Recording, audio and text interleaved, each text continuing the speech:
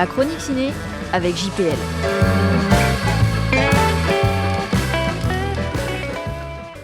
L'agent secret, Kafka à Recife. C'est au Brésilien Kleber Mendonça Filho qu'on doit déjà deux magnifiques films, Les bruits de Recife et Aquarius, ainsi que l'étrange Bacurau, sur lequel j'ai beaucoup plus de réserve. Avec ses nouvelles 161 minutes, il frappe un très grand coup, couronné par les prix de la mise en scène et de l'interprétation masculine à Cannes cette année. Brésil 1977. Marcelo, un homme d'une quarantaine d'années fuyant un passé trouble, arrive dans la ville de Recife, où le carnaval bat son plein. Il vient retrouver son jeune fils et espère y construire une nouvelle vie. C'est sans compter sur les menaces de mort qui rôdent et planent au-dessus de sa tête. Un grand film à tout point de vue, même si je regrette sa longueur excessive et une certaine confusion dans le récit. Mais ne boudons pas notre plaisir. Ce n'est sûrement pas un hasard si 2025 a commencé au Brésil avec un superbe film de Walter Salles, Je suis toujours là, et se termine avec cet autre grand film, autre coïncidence, si l'on peut dire. Les deux drames, aux formes très différentes, nous parlent de la dictature au Brésil dans les années 70.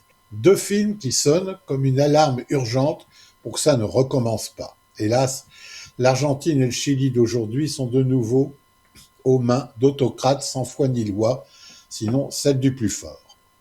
Ne vous attendez pas malgré le titre à un film d'action, loin de là. Sa lenteur narrative permet d'amonceler par petites touches dans les interstices de sa mince intrigue policière une suite de détours narratifs, de détails, de dialogues périphériques qui finissent par constituer, souvent brillamment, une ambiance, une atmosphère où le danger est d'autant plus angoissant qu'il reste relativement nébuleux. S'opposent ainsi deux types de personnages très, je dirais trop, caractérisés. Les résistants et esprits libres contre les riches industriels réactionnaires, militaires tueurs à gages et sous-prolétaires patibulaires. Ah oui, car, comble du manichéisme, les bons sont beaux et les méchants moches.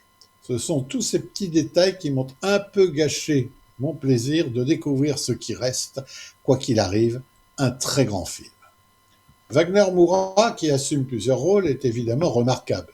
De là à en faire un prix d'interprétation, il est entouré par une pléiade d'acteurs et d'actrices comme Gabriel Leone, Maria Fernanda Candido, Alice Carvalho, Thomas Aquino, Udo Kier, tous impeccables.